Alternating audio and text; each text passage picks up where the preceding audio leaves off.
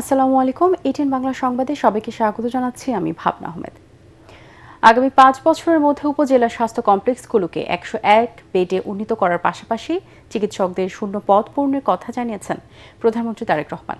Dhaka medical college হাসপাতালের ৮১তম প্রতিষ্ঠা বার্ষিকীর অনুষ্ঠানে তিনি বলেন, স্বাস্থ্যসেবাকে জনগণের দোরগোড়ায় পৌঁছে দিতে চায় বর্তমান সরকার।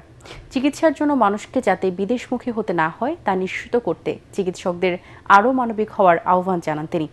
একই সাথে আধুনিক ও সঠিক চিকিৎসা নিশ্চিত করার কথা বলেন প্রধানমন্ত্রী।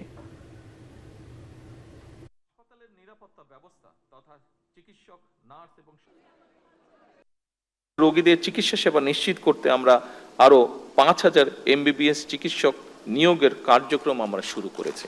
Nurse, medical technologist, pharmacist, midwife এবং অন্যান্য স্বাস্থ্য পেশাজীবী যেগুলো আছে বিদ্যমান আছে সেগুলো শূন্য পদও দ্রুত সাথে যাতে এই শূন্য পদগুলো পূরণ করা যায় সেটির প্রক্রিয়ার কাজও আমরা শুরু করেছি। লক্ষ লক্ষ মানুষ বিদেশে যাচ্ছেন চিকিৎসা করাতে, তার ফলে আমাদের মূল্যবান বৈদেশিক মুদ্রাও সেই সাথে চলে যাচ্ছে। স্বাভাবিক এটা।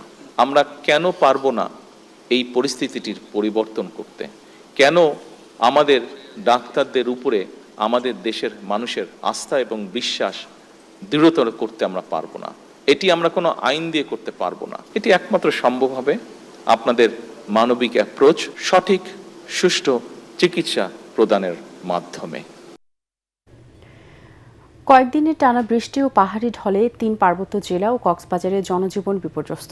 চরম বিপাকে পানিবন্দী কয়েক লাখ মানুষ। এর মধ্যে সাঙ্গু, মাতামুহুরী ও বাকখালী নদীর পানিতে বান্দরবানের বেশিরভাগ নিম্নাঞ্চল প্লাবিত। আশ্রয়কেন্দ্রগুলোতে ত্রাণ বিতরণ করছে প্রশাসন এবং সেনাবাহিনী।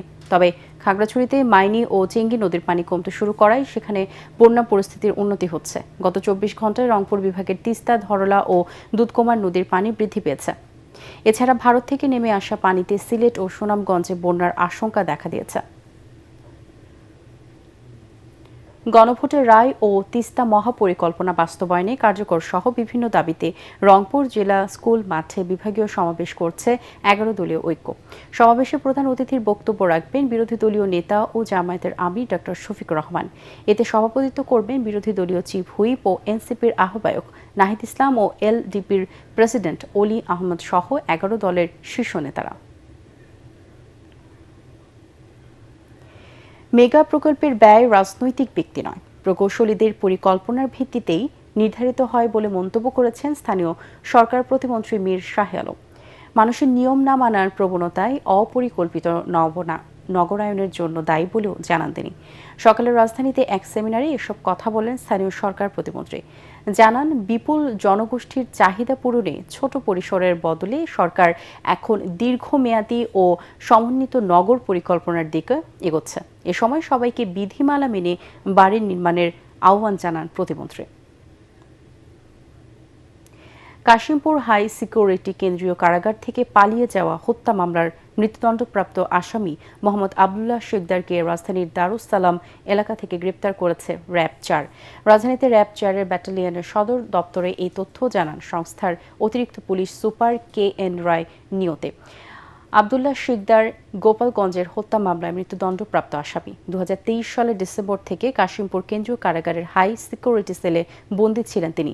২০২৪ সালের ৬ আগস্ট কারাগারে সহিংসতা ও অগ্নিসংযোগের ঘটনায় অন্য বন্দীদের সঙ্গে কারাগার থেকে পালিয়ে যায় আবদুল্লাহ শিকদার। সুদের পাওনা টাকা আদায়কে কেন্দ্র করে তার প্রতিবেশী লুৎফর রহমানকে তার ২ সহযোগীকে হাতুড়ি এবং কুড়াল দিয়ে কুপিয়ে হত্যা করে। সেই মামলায় গত 10 অক্টোবর ২০২১ সে গ্রেপ্তার হয় এবং পরবর্তীতে সেই মামলার রায়ে সেখানকার বিজ্ঞ আদালত তাকে মৃত্যুদণ্ড প্রদান করে এবং পরবর্তীতে 23 ডিসেম্বর ২০২৩ থেকে তাকে কাশিমপুর হাই সিকিউরিটি কারাগারে স্থানান্তর করে এবং সেখান থেকেই সে পরবর্তীতে ৬ আগস্ট পলায়ন করে।